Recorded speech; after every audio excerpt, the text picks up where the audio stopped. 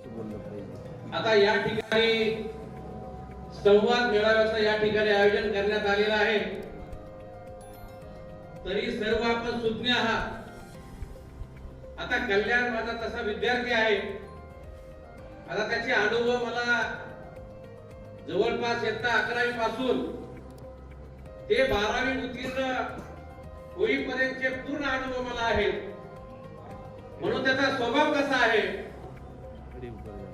त्याच्या सर्व बारीक हालचालीवर माझं सातत्याने या ठिकाणी लक्ष राहत आहे। म्हणून या तालुक्यामध्ये शिरूभाई पठाण यांना विनंती करतो की त्यांनी आपलं मत मांडावं।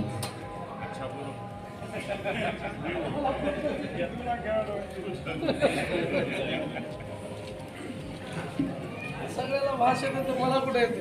अरे बाबा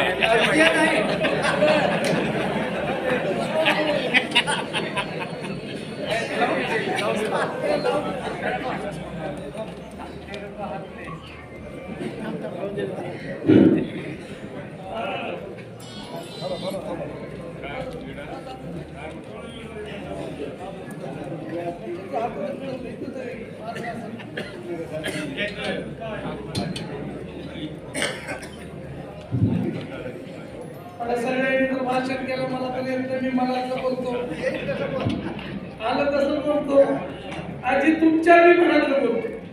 आपल्याला आपल्या सगळ्याला माझा सगळ्याला नमस्कार, सबको अस्सलाम वालेकुम।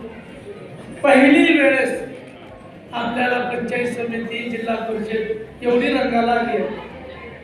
फक्त काल कल्याण मधले किनगाव पंचायत समितीमध्ये किती दिवसांना चर्चा आहे, आतापर्यंत कुणीच नव्हतं, आता सगळे टिपळे वापरले। तू काय करा, पण आपल्याला आजपर्यंत आपण किनगाव परिसरात राजकारण करतो, मतदान करतो। मला कळतंय तेव्हापासून मी राजकारण करतो, सगळ्याला सोबत, सगळ्याच्या सोबत आहे। कुणीच कधी निवडणूक आली की आपला वापर करून घेऊन आले। खोटा असून तर सांगा, खोटाची रुपये निवडणूक आली की आपण सगळेजण त्यांच्या स्टेजवर असतात, निवडणूक झाली की दुसरेच असते। हे आजपर्यंत या राजकारण करणाऱ्या लोकांनी केलं। पण आम्ही बघू लागलो लातूरला, कल्याणमध्ये संपर्क आपला, काही बी लातूरला काम असलं, कुणाचं बी असं, माझंच नाही, किनगावच्या कुठल्याही परिसरातल्या आपल्या घरातल्या माणसाचं काम पडलं, त्या तरुणांनी एक बी फोन केला की कल्याणबद्दलचा माणूस तर आहे तिथं, कल्याणबद्दल तर लातूरला हजर आहे, काही कारण नाही राजकारणामध्ये उभा राहायचं म्हणून त्यांनी कार्य केलं नाही।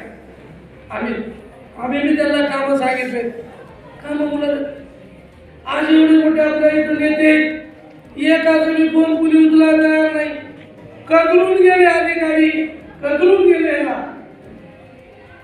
याने काम चांगलं करणं गेले, कल्याण बंधन फोन केले की काम आले, का त्याचं काय बोलायला त्याने घेऊन चालले सगळ्याला। 18 पगड समाज किनगाव मध्ये आहे, परिसरात आहे, सगळेजण कल्याण बंधनाचं नाव का घ्यायला, तर त्याचं कारण आहे की ती सगळ्याला घेऊन चालली। आपल्यापाशी एकही असा नेता नाही आणि झाला बी नाही, मी बघतो तसं। तुम्ही बी कार्य केलंय कुणाचं ना कुणाचं, कुणासकट जर राहिला तुम्ही, कुणाला जर निवडून आणलाय आपण, कुणी बी मनानं सांगायचं आपलं मत त्यांच्याच मताला दिलं, त्यांच्याच म्हणण्यावर कुणाला म्हणलं तर सकाळी इकडे, दुपारी तिकडे, संध्याकाळी तिकडे, ही देते आणि आपल्याला कार्यकर्त्यालाच नाव ठेवते। इकडे गेलं, तिकडे गेलं, आपले नाते, आपले प्रेम, आपले दोस्ती तुटली यांच्यासाठी। आपण त्यांच्यासाठी भांडण केला राजकारणामध्ये, आपण विरोध केला पुढे त्याला, आणि ती संध्याकाळी एका पडला त्या गार्डनमध्ये, ही परिस्थिती झाली नाही आपल्याला। म्हणून आपल्याला एवढं आनंदाची गोष्ट आपल्या किनगावला, आपण कोणत्या पक्षाला बदलून नाही, कुणाच्या म्हणण्यात नाही, त्यांच्या मनावर आपल्याला मतदान करायची संधी नाही। आपल्या आपल्या स्वतःच्या मनावर आपलं मत कुणाला द्यायचंय कुणाचं काम करायचंय, आपल्याला मोकळं झालंय. अपक्ष म्हणजे आपण विनायकराव पाटलाला अपक्ष येईल कसं निवडून दिलं, किती पार्ट्या होत्या समोर, किती बलाढ्य होते. अपक्ष म्हणलं की मन मोकळेपणा, वर कुणाला द्यायचं नाही, एखाद्याला सगळ्याची चर्चा ही आहे. सगळ्यात जास्त तालुक्यामध्ये आपल्या बहुमतानं कल्याण बदले येते, ती माझं मत आहे. काय येते, सगळे कंटाळून गेले, कुणाला मतदान करायचं इकडं तिकडं, म्हणून आपलं मत आपण मोकळ्या मतानं सगळेजण मिळून एक वेळेस असा कार्यकर्ता तयार करायचा की आपल्या मनावर आपण मनगट धरलं की त्याचं बारीक राहतं. हा बारीक मनगट आपल्या हातात बसत. म्हणून आपल्या मताचं माणूस कुठलाही असो, कुठे असो, काम करणारा कार्यकर्ता किनगाव पंचायत समितीमध्ये नाही. आजपर्यंत पंचायत समितीमध्ये निवडून गेले लोक एकाही शेतकऱ्याला कधी फवारा आला नाही, कधी लुटार नाही. सांगा कोणी शेतकऱ्याला एक पंचायत समितीमधून लुटर आणले, नांगर आणले, कोळप आणलंय, एक फवारा आणलाय? कोण इतक्या दिवसातून पंचायत समिती सदस्य आपण देता असं कोणी केलंय का? आणि आणून दिल्यावर कोणी एका माणसाला पंचायत समितीमधला एक फायदा आणलाय का? अहो त्याला पुरला निवडून आलं की तिकडच मेळ देखील नाही. आमच्या मनाला वाटलं की बा ह्या माणसाला काही देवानं कमी केलं, हे गोरगरिबासाठी करतंय, त्याला आपण त्याच्या सोबत राहावं, माझं असं मत आहे. तर तुमचं मत तुमच्यापाशी आहे, तुम्ही आपलं मत आपण इथे मांडावं.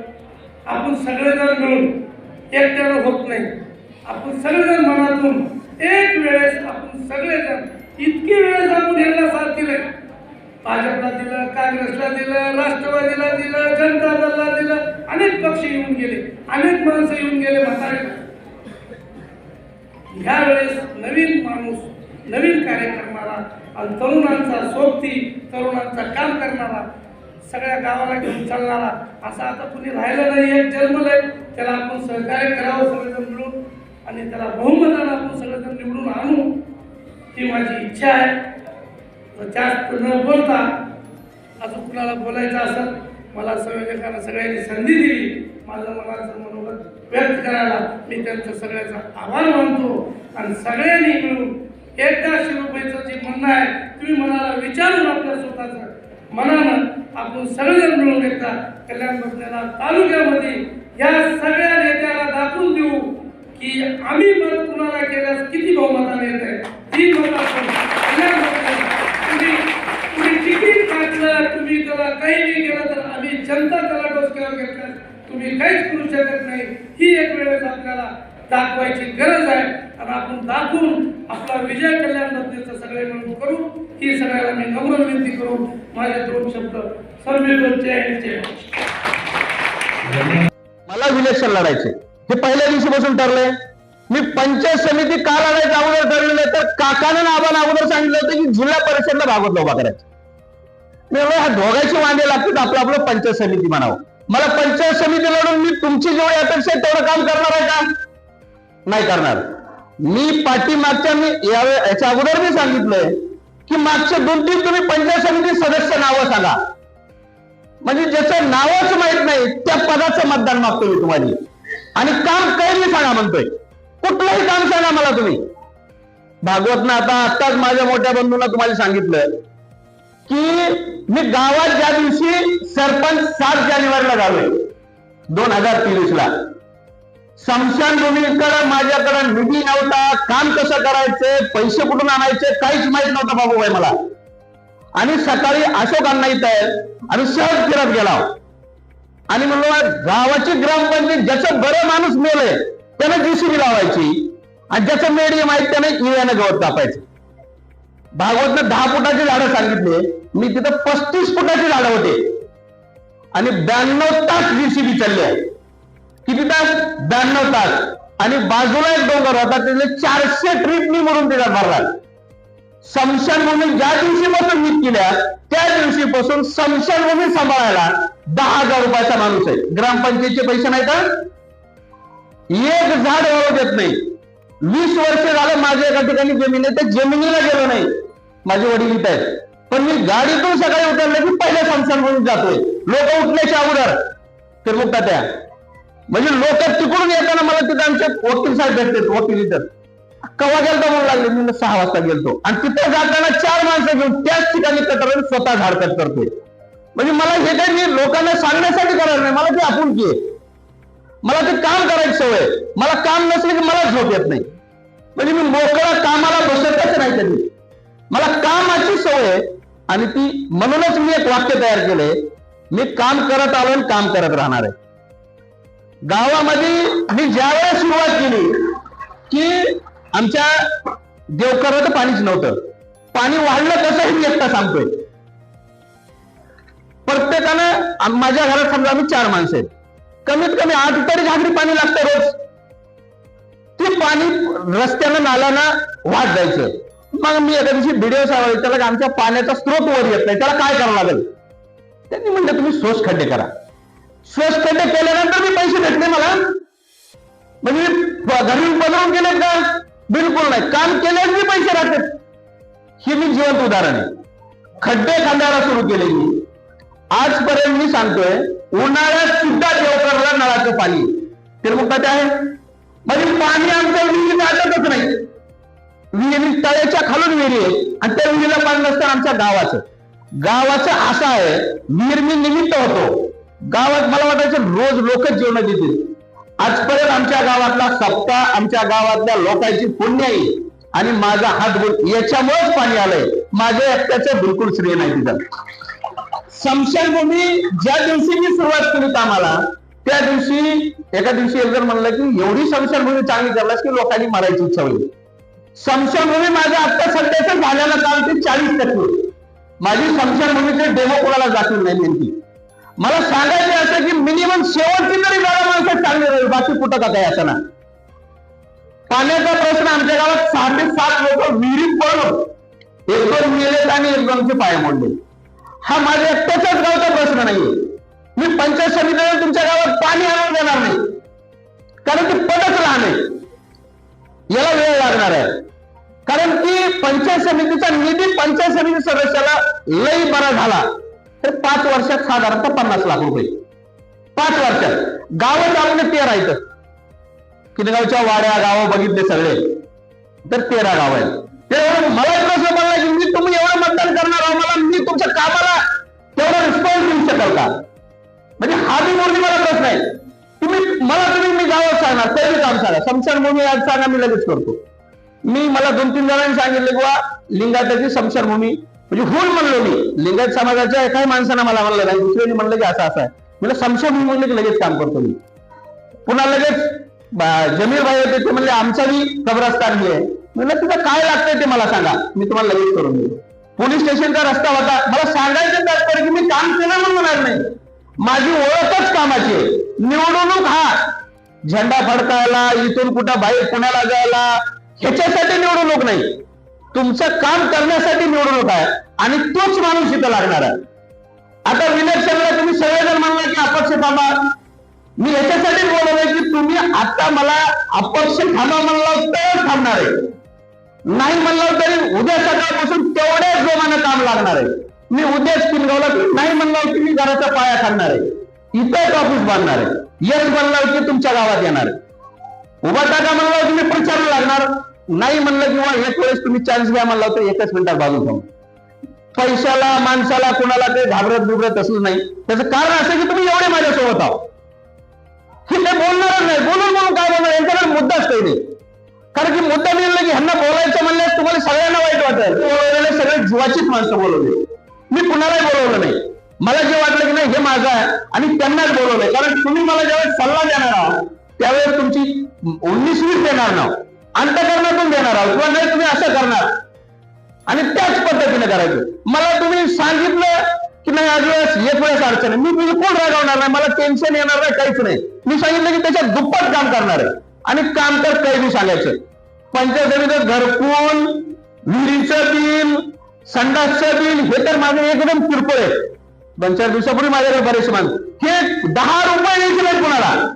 माझ्या गावात 17 वर्षापासून घरकुल नव्हतं इथं बसलेले. आणि मी 1 महिना गावात पुकारलोय की ज्यांना घरकुल पाहिजे त्यांनी फक्त कागद आणून द्या. मी 1 लाख रुपये दिले, ते विना गेलं. मी मला 100 घरकुल पाहिजे. तर माझ्या गावात 53 लोकांचे अर्ज आले आणि अर्ज भरल्यानंतर पुन्हा 3 लोकांनी सांगितलं की मला घरकुल पाहिजे. 56 लोकांनी अर्ज केले, त्याच्यातले 6 लोक माझ्या विरोधात ग्रामपंचायत सदस्य होते, म्हणजे उभा टाकलेले. आणि त्याची पहिल्यांदा विहिराने घरकुल मंजूर केलंय. 1 जणाला निर्मित घरकुल बी. पैसे 10 रुपये विचारलं नाही तर कुणाला पण विचारायचं बसलेले बरेचसे लाभार्थी माझ्या गावातले.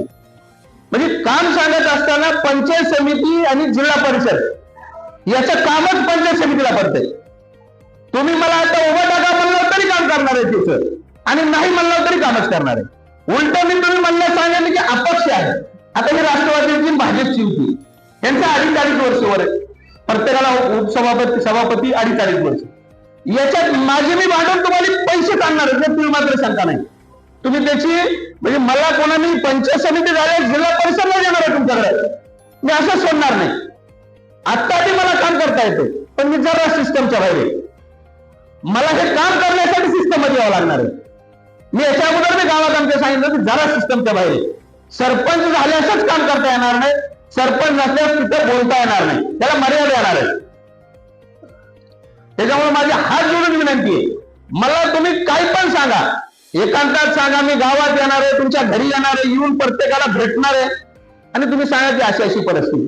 कारण प्रॉब्लेम काय होणार आहे, यांनी पुन्हा म्हणणार आहे नाही नाही नाही खाली एक मतदान वर एक करता येणार नाही. पण त्याच्यात पुन्हा तुम्हाला सगळ्यांना आपण काय की आता बऱ्याच जणांनी सांगितलं की नाही नाही नाही आता मुस्लिम समाज काही पक्षाला मतदानच करीत नाही.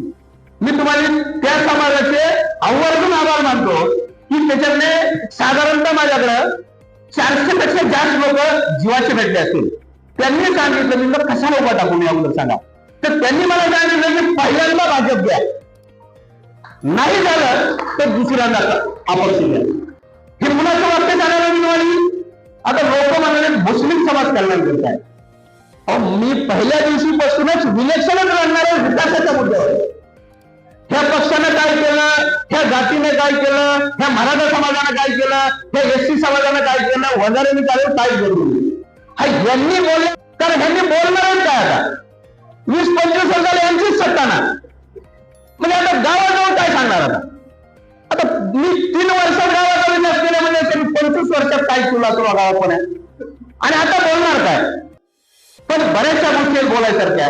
त्याच्यामुळे कसलीही काळजी करणार नाही मी, कारण की तुम्ही एवढे जण माझ्या पाठीसोबत आहोत. फक्त मला तुम्ही एकदा संधी द्यायच्या. तुम्ही संधी दिल्यात बाबूबाई मी उठणार नाही, कधीच मातणार नाही, घेतला होता टाकणार नाही.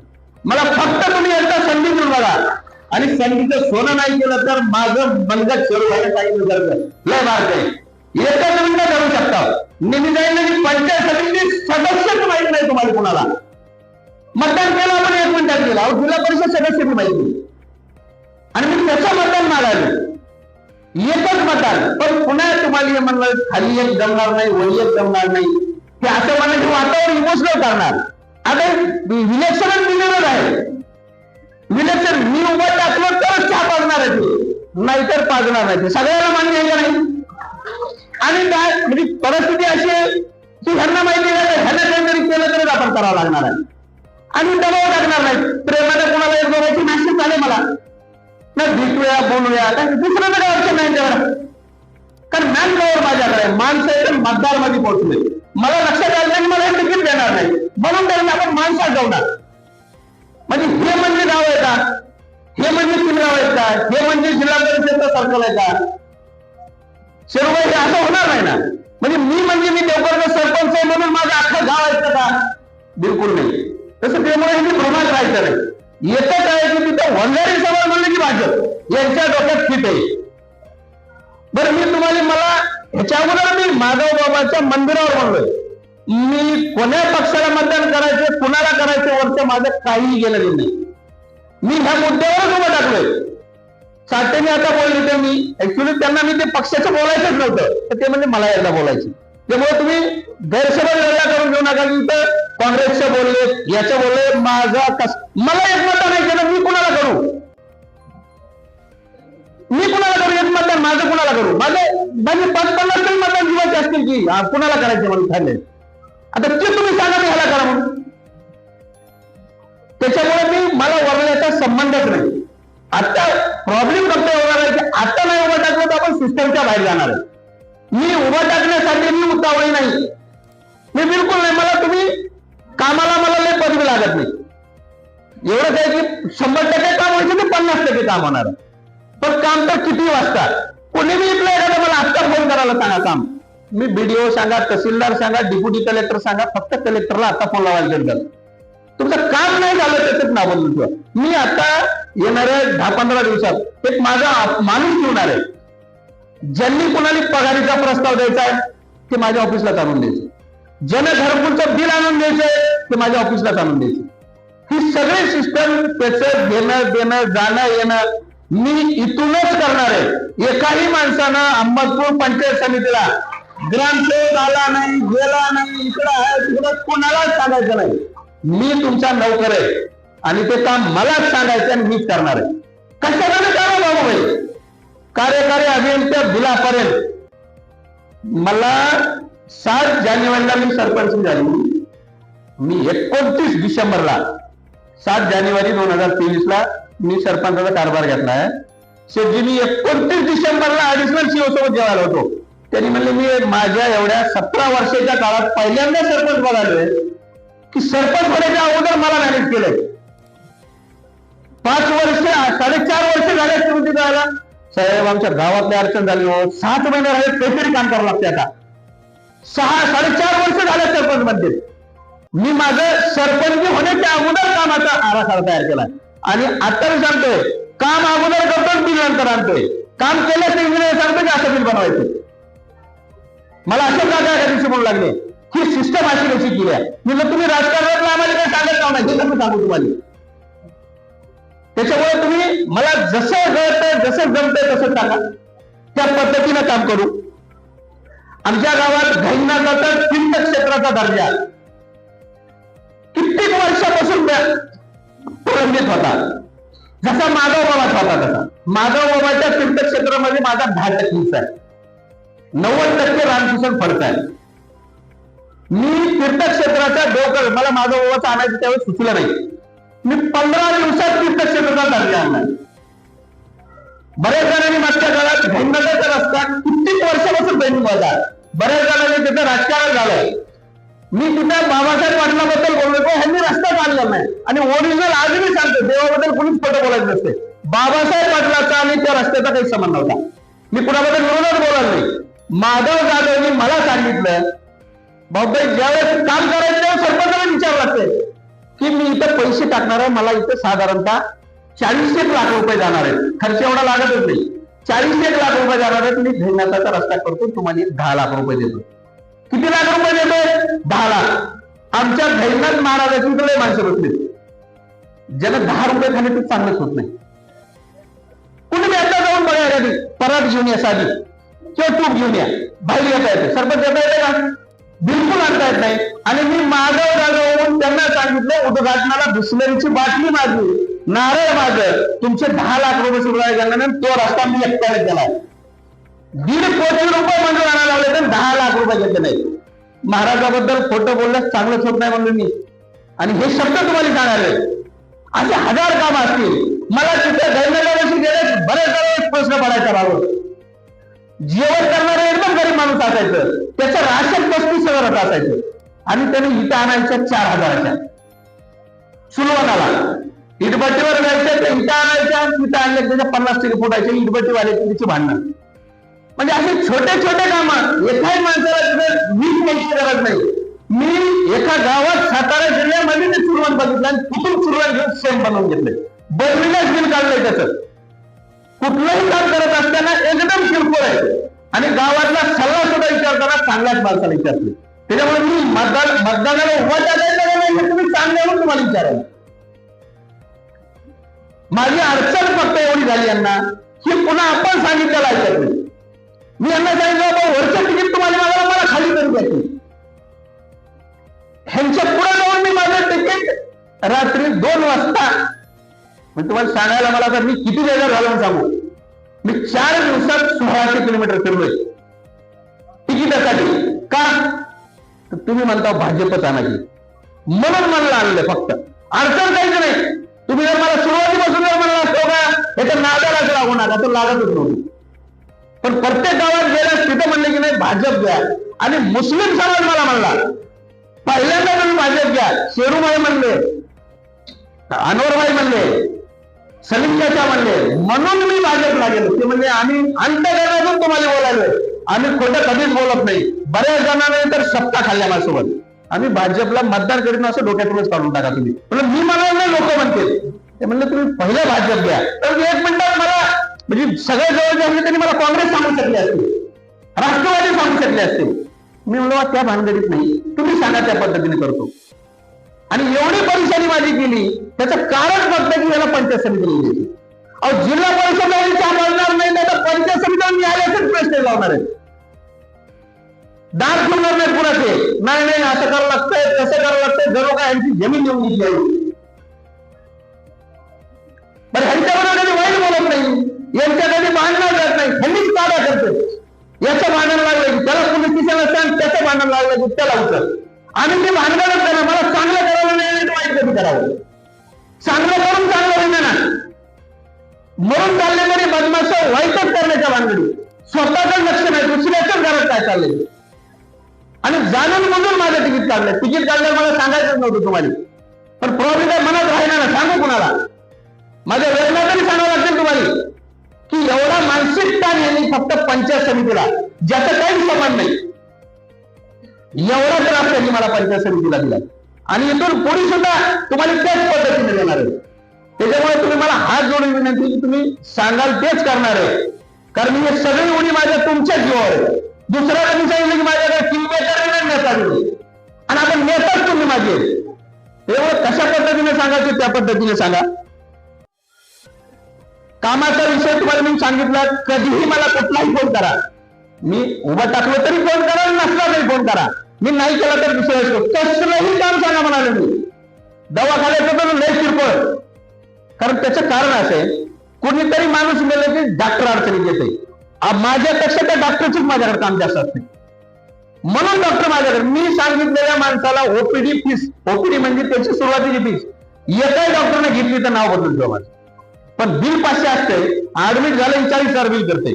त्यानं 500 दिले की मला शिरविंद करते. म्हणून 40 झाल्यास 20,000 बिल करतोय मी. कमी सुद्धा नाही म्हणजे 20,000 रुपये बिल करतो. कारण डॉक्टरची माझी मी सांगितलेलं एक बी डॉक्टर पार्टीला अपसेट राहते. आणि त्यांना सांगितलं असेल पेशंटने तुमच्याकडे पाठवलं. माझं फक्त माझ्या माणसाला मदत द्यायला उद्देश काहीच नाही माझा. कारण ते अंगावरती पडून गेले. अण्णा मला सकाळी 6 वाजता म्हणून लागले तू तुझ्या डोक्यात असलं तर बघ. मी तर म्हणाले माघार घ्यायची नाही, तू लढायचंय. कारण तुला स्कॅन करायची सवय लागून दिली आणि प्रामाणिक सांगतो मला सवयच लागून दिली. मला काही कुठे जायचं नाही. मी किनगाव सोडून जाणार नाही, बाहेर नाही, ते इथंच राहणार आहे. तुम्ही मला ट्रायल करा. मला एकदा टेस्ट करून बघा. चांगलं असलं किंवा खराब असलं टाकून द्या. कारण तुम्ही आजपर्यंत प्रत्येकाला मतदान केलं ना. एक मतदान केल्यामुळे तुमचं लय नुकसान होणार नाही. कारण प्रत्येकाला 2 मतदान करायचे. आजपर्यंत करीतच आला.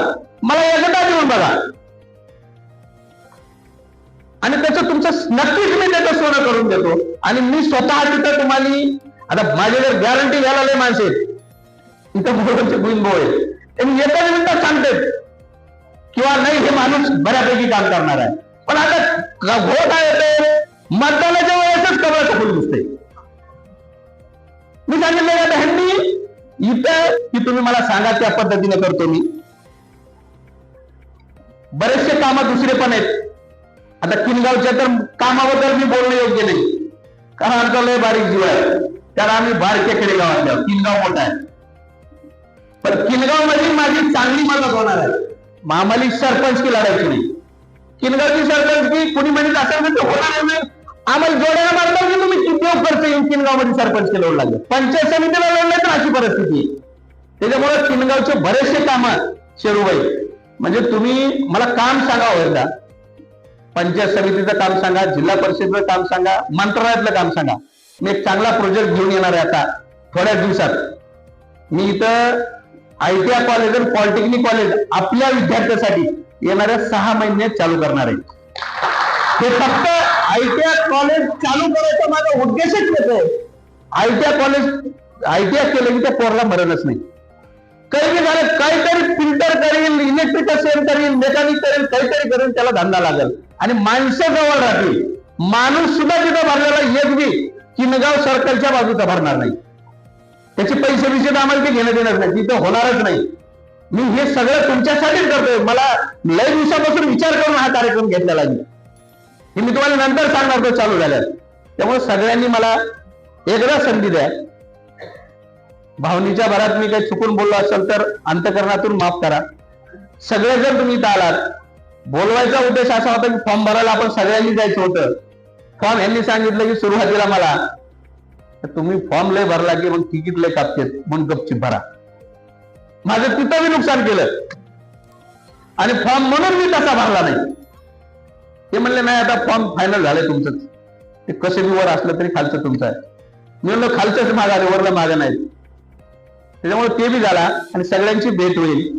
सगळ्यांना एक स्नेहभोजन जेवायला काही आता सगळेजण जेवणासाठीच म्हणून बोलवलेलं नाही असं होऊन येते, पण एक गाठी भेटी होत्या. इथं बसल्यानंतर जेवण बी होते म्हणून सगळ्यांना इथं बोलवलं. सगळेजण आलात. अंतकरणातून सगळ्यांचं मी तुमचं अभिनंदन करतो आणि तुम्हाला धन्यवाद देतो. सगळ्यांनी जेवण करून जायचंय.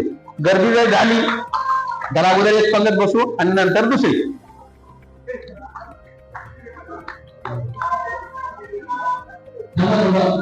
यानंतर दिलीप बाळा मुसळे हे आशीर्वादावर बोलले.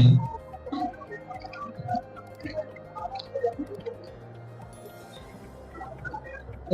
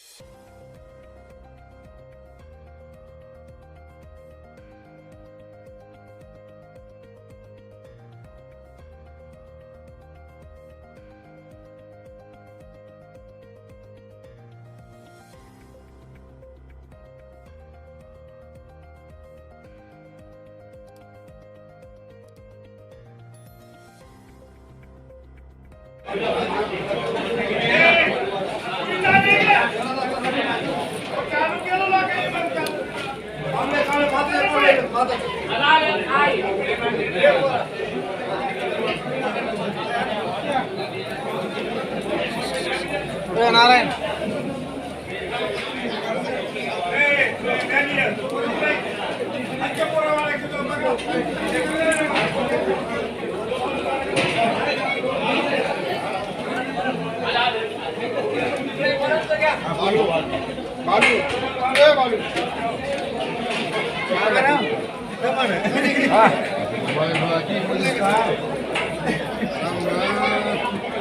वरण वाला घ्या वरण चला पटापट पुरी बनेल तुला